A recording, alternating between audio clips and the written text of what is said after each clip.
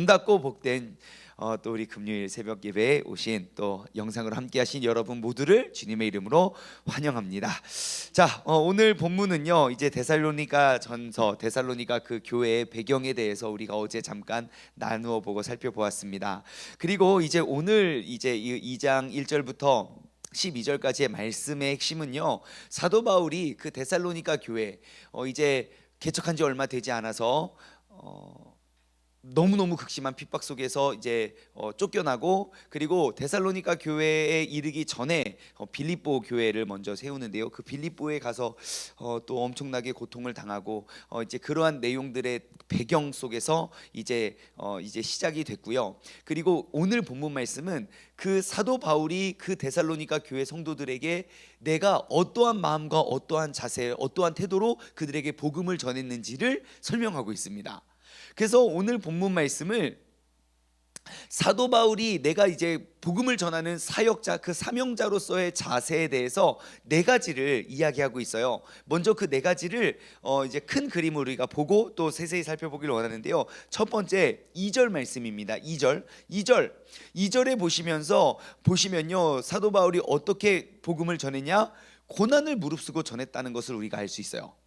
고난을 무릅쓰고 죽음을 두려워하지 않고 그가 전했다는 그 사도 바울의 첫 번째 자세. 두 번째 자세는요 3절에서 5절까지의 내용인데요, 그 내용을 쭉 살펴보면 정말 하나님을 기뻐하시기에 합당한 자세, 그러니까 사람에게 보이기에 내가 이게 마땅하고 사람들한테 잘 보이려고 하는 것이 아니라 오직 하나님 앞에 바로 선 자로서의 그러한 삶의 모습으로 전했고요. 세 번째 6절에서 9절까지 보면요, 위엄과 권위보다 사랑과 희생으로 복음을 전했음을 알 수 있습니다.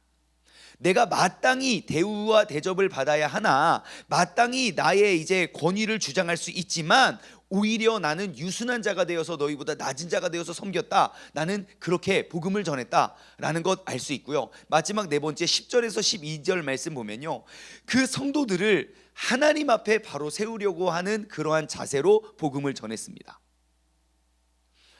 다시 말해 이제 사도 바울이 어떻게 이제 데살로니가 교회의 성도들을 섬겼고 복음을 전했는지에 대해서 우리가 쭉 살펴보았는데요, 제가 이 네 가지의 큰 이제 카테고리를 이렇게 묶어놓고 제가 이렇게 딱 생각해 보니까 무엇을 알 수 있었냐면, 사도 바울의 복음 전파에 대한 열정을 알게 된 거예요.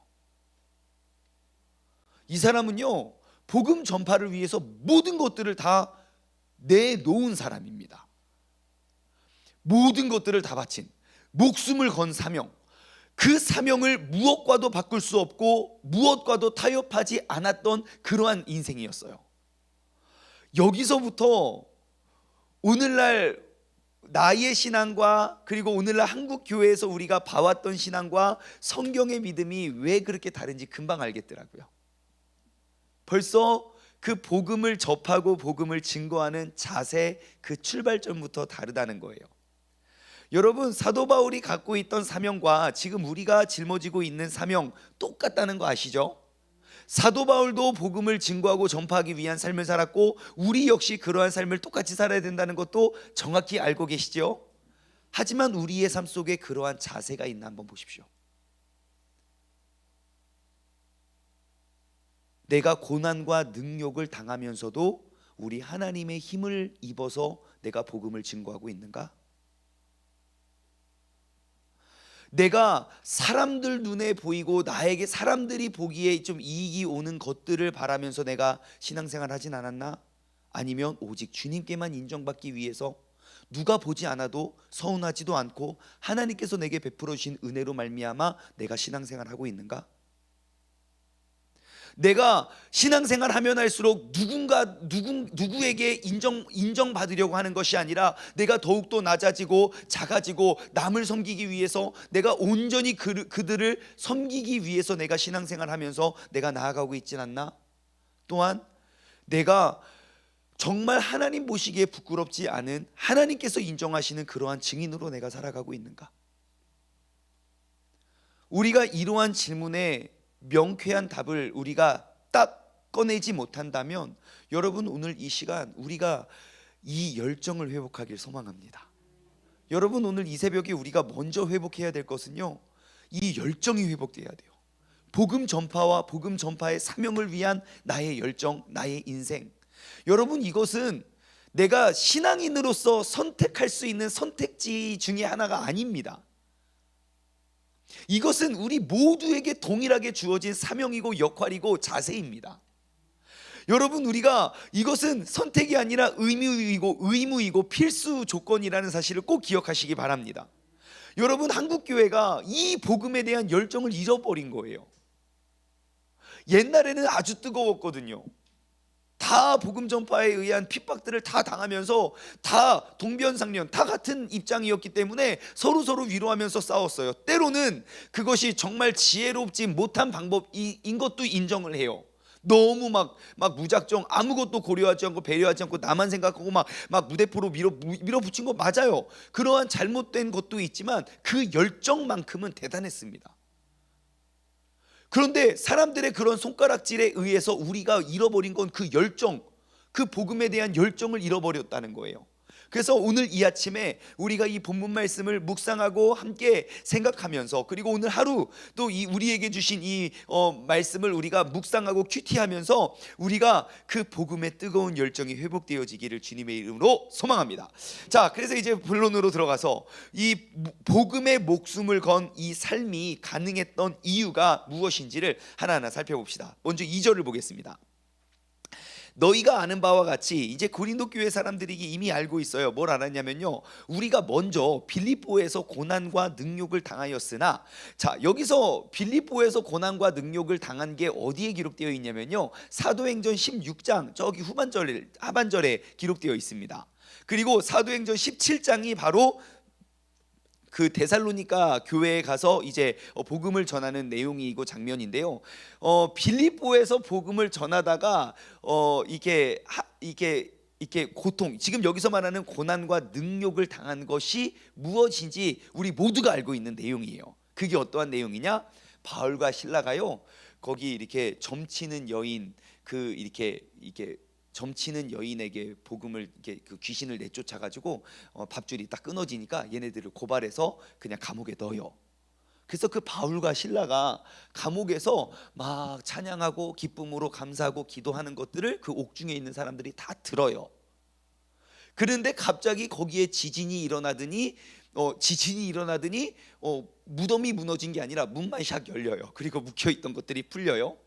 그거를 본 간수가 왜냐하면 로마의 법은 그렇거든요. 그들을 지키던 그 죄인이 탈옥을 하면 그 죄목을 그 죄값을 내가 치르거든요.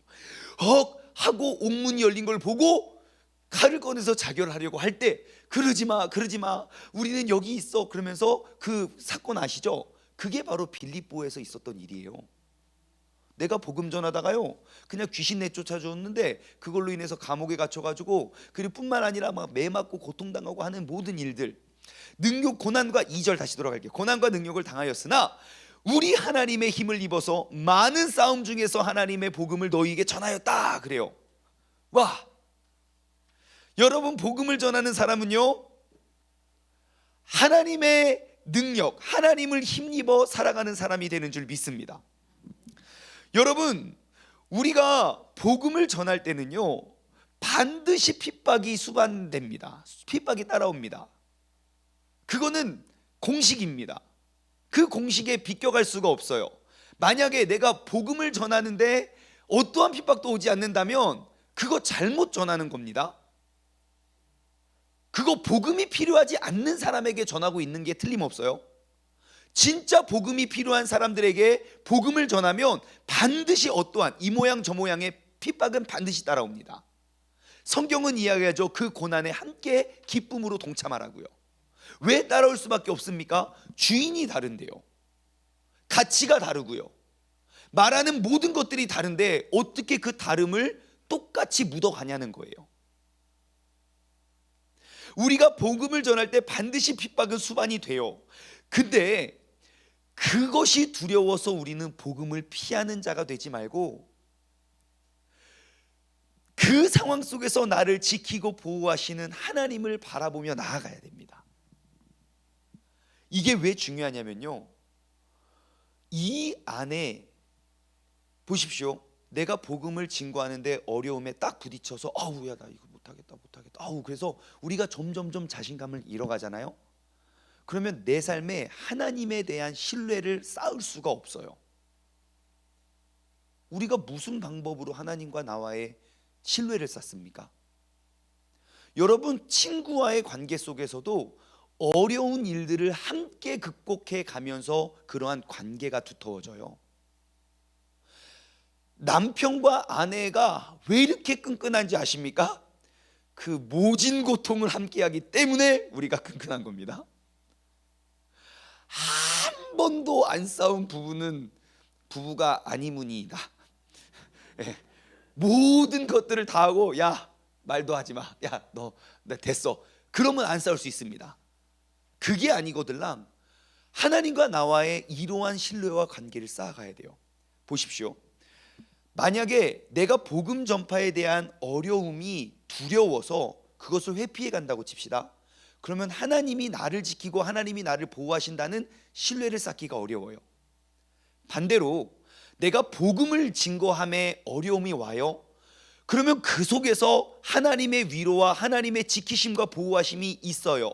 어떻게 하냐고요? 모든 성경의 역사는 그것을 증언하고 있는 거예요. 지금 사도 바울은 이야기해요. 먼저 내가 빌립보에서 고난과 능욕을 당하였지만 그 속에서 우리 하나님의 힘을 입어 나는 많은 싸움 중에서 하나님의 복음을 전하고 있다.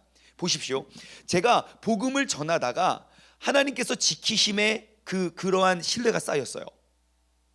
그러면 내 안에 어떠한 면역력이 쌓이겠습니까? 아, 복음을 증거하는 것이 이게 그냥 실패하는 인생이 아니구나 라는 면역력도 쌓이고 그러한 신뢰가 쌓이잖아요. 그러면 내가 나아가서 두려울 것이 없습니다. 그러한 신뢰가 쌓이면 쌓일수록. 그러면 우리는 더 이해할 수가 있어요. 사도 바울이 왜 감옥에 갇혀서 그렇게 기뻐하라고를 권면하고 있는지요.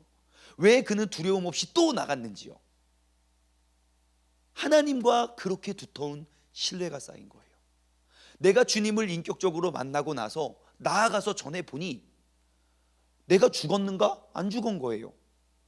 정말 살아갈 수 없는 그 상황 속에서도 하나님이 또 살려주시고 또 구해주시고 또 이끌어주시는 거예요. 그러니 무서운 게 없는 겁니다. 누가 사도 바울을 둘러싸겠습니까? 누가 그를 죽이고 누가 그를 능욕하겠으며 누가 그를 쓰러뜨릴 수 있겠습니까? 하지만 반대로 이것을 피하기 시작하면 우리는 세상의 모든 것들이 두려운 겁니다. 내 삶의 두려움이 찾아오는 게 아니라 내가 하나님을 신뢰하지 못함에 의한 결과임을 기억하시기 바랍니다. 그래서 오늘 우리가 다시 한번 하나님과 나와 그 추억을 쌓았으면 좋겠어요. 여러분, 이 모양 저 모양 이 방법 저 방법으로든 복음을 한번 전해 보십시오. 그를 통한 어려움과 갈등이 딱 오잖아요. 하나님과 좀 더 친해지겠네, 여러분 생각하고 나아가십시오. 하나님은 반드시 우리를 지키시고 보호하시고 우리를 인도하시고 길을 만드시고 길을 내어주시는 하나님이심을 기억하시기 바랍니다. 두 번째, 삶의 소망이 사람에게 있는 것이 아니라 하나님에게 있기 때문에 복음에 목숨을 건 삶이 가능했습니다. 이제 3절부터 쭉 보시면요, 그 밑에 내용은 조금씩 다르지만 이 큰 틀, 이제 4절에 기록되어 있는 그 큰 틀 안에 이제 이 모든 것들이 설명되어 있는데요. 4절 말씀 한번 보실까요? 오직 하나님께 옳게 여기심을 입어 복음을 위탁받았는데 우리가 이와 같이 말함을, 우리가 이렇게 말하는 것은 사람을 기쁘게 하려 함이 아니요 오직 우리의 마음을 감찰하시는 하나님을 기쁘게 하려 하심이니라. 아멘. 자, 이 공식입니다. 또 하나의 공식. 우리가 사람을 기쁘게 하려 함이 아니요 오직 우리의 마음을 감찰하시는 하나님을 기쁘게 하려 하심이니라. 이 공식 아래 5절, 6절, 7절, 8절 그 밑에 설명되는 기록되어 있는 그런 모든 삶이 다 적용이 됩니다. 그게 무엇이냐? 자, 우리가 복음에 목숨 건 삶이 가능한 이유는요, 우리가 사람을 기쁘게 하는 삶이 아니라 하나님을 기쁘게 하는 삶이었기 때문입니다. 무엇이 다르냐? 여러분, 사람을 기쁘게 하는 사역, 그것은 굉장히 결과에 주목이 됩니다. 결과에 따르고 열매에 따라서 내게 기쁨과 슬픔이 막 찾아옵니다. 그런데요, 하나님을 기쁘시게 하는 사역은요, 모든 과정 속에서 우리는 웃을 수 있습니다. 결과는 그냥 따라올 뿐 결과가 목적이 되지 않아요. 그래서 내가 하나님을 기쁘시게 하는 사역은요, 내가 그냥 하나님과 동행하여 같이 걸어가는 그런 모든 것들이, 하나님은 아시니까요, 내 중심을 아시니까, 내 마음을 아시니까요, 내 마음을 강찰하시는 분이시기 때문에 그 의도를 아시는 거예요. 그러니 주님과 동행하면요, 결과야 어떻든 나와 늘 함께 하시는 그 하나님 속에 우리는 감사할 수 있어요. 그런데요, 우리의 신앙생활과 우리의 어떠한 내용, 어떠한 복음 전파, 어떠한 우리의 그런 모든 신앙생활의 모습 가운데 하나님이 아닌 사람이 우선이 되면 우리는 결과에 목숨 겁니다. 과정은 하나도 중요하지 않아요. 그것은 예배도 마찬가지고 목회자도 마찬가지예요.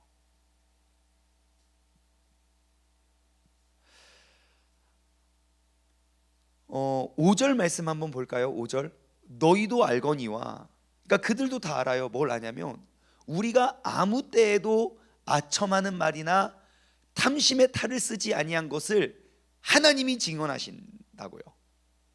자, 사람에게 보여주기 위한 신앙생활은요, 우리가 굉장히 민감한 게 바로 아첨하는 말, 탐심의 말, 아부 이런 거예요.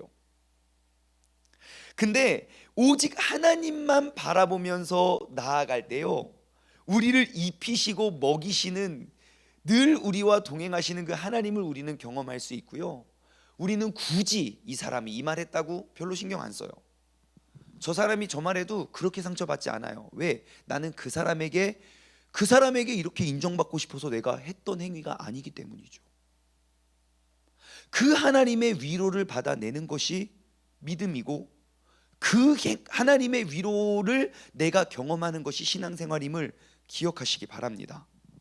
여러분, 사람에게 보이는 삶이 아니라 주님 기쁘시게 하시는 삶, 사람을 기쁘게 하는 믿음이 아니라 하나님을 기쁘게 하는 믿음의 사람, 그러한 주인공이 되시길 주님의 이름으로 소망합니다.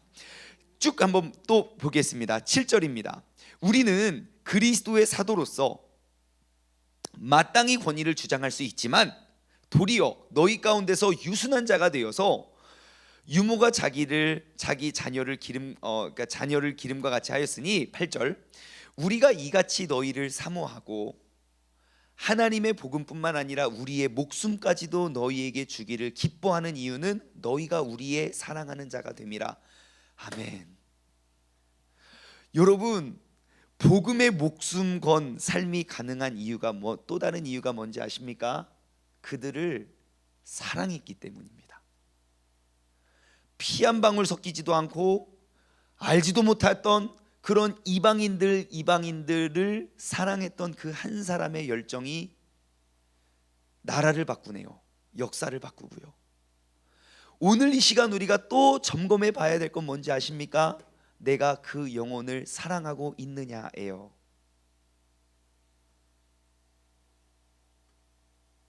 내 사랑이 크면요, 조건이 없어져요. 왜 내가 남편과 가족들을 그렇게 섬기고 헌신하면서 살아가는데 왜 아직도 삽니까? 조건이 없는 사랑이기 때문입니다. 그런데 왜 우리는 성도들 간에 이러한 갈등이 끊이지 않는 줄 아십니까? 사랑하지 못해서 그래요. 너무너무 많은 조건들이 달려 있어요. 내가 이렇게 해줬는데 왜 넌 나한테 이렇게 해주니? 여러분, 자녀한테 따져본 적 있습니까? 야, 난 너한테 그렇게 밥을 먹이고 너를 위해서 그렇게 열심히 하는데 넌 나한테 해준 게 뭐가 있어? 맨날 그거 가지고 시비 걸어 보십시오. 그게 사라집니까? 아니요. 근데 우리는 너무너무 많은 조건들을 달고 있어요. 여러분, 우리가 다시 한번 돌아봐야 될 건 내가 그들을 사랑하는 나의 마음이고 사랑의 크기입니다. 오늘 이 아침에 우리가 회복해야 할 그 복음의 열정, 다른 표현으로는 사랑의 마음입니다. 여러분, 사도 바울은요, 목숨까지도 내어주기를 기뻐함으로 그들을 사랑했어요. 그것을 누가 누가 아시고 누가 증인 되시는지 아십니까? 그것이 바로 10절, 우리가 너희의 믿는 자들을 향하여 어떻게 거룩하고 흠이 없이 행복하여 짓는지에 대해서 너희가 증인이고 하나님도 그러하시다. 여러분, 하나님을 기쁘시게 하는 그러한 삶은요, 하나님이 증인되어 주십니다. 그러니 사람들이 나에게 어떻게 해도 나는 쓰러지거나 넘어질 이유가 전혀 없습니다. 내가 만약에 사람들의 손가락질에 의해서 팍팍팍 쓰러지고 있다면 우리는 내 신앙생활의 목적을 다시 한번 돌아봐야 돼요. 내가 진짜 하나님의 기쁨과 영광을 위함인가, 사람을 위함인가? 내가 진짜 하나님의 영광을 위해서 그 사랑을 가지고 이 사람에게 사랑을 전달했는데 이 사람이 오히려 역으로 나에게 공격을 하면 하나님은 더 귀히 여기실 거예요. 그 마음을 감찰하시는 하나님께서는 나의 사랑의 크기를 키우고 계시거든요. 여러분, 사도 바울과 같은 그 열정이 우리 안에 회복되어지길 소망합니다. 9절입니다. 형제들아, 우리의 수고와 애쓴 것을 너희가 기억하리니, 우리의 수고와 애쓴 것을 기억한대요. 여러분, 우리는 내 주변 사람들에게 어떠한 수고와 어떠한 애쓴 것을, 그러한 기억을 남기셨습니까? 나와 함께 신앙생활하는 혹은 나의 전도 대상자들이 나의 믿음, 나의 신앙생활을 돌려보았을 때 어떠한 기억이 남겨졌을까요? 어떠한 기억도 남겨지지 못했다면 여러분, 우리는 잘못된 길을 가고 있는 게 틀림없습니다. 우리가 아름다운 그러한 기억들을 남겨가길 소망합니다. 그들은 기억합니다. 하나님도 기억하고 계십니다. 그래서 9절 계속 이어가면요, 너희 아무에게도 폐를 끼치지 아니하고 밤낮으로 일하면서 너희에게 하나님의 복음을 전하였다. 와, 이 열정이 대단하지 않습니까? 진짜 여러분, 오늘 우리가 이러한 열정이 회복되어지길 주님의 이름으로 간절히 소망합니다. 여러분, 지금 새벽 예배 드리는 우리들 있잖아요. 우리들만 딱 이 열정이 회복되면요, 여러분, 세종시 복음화는 진짜 금방 될 것 같지 않습니까? 진짜로요, 빈말이 아니라. 여러분, 아멘.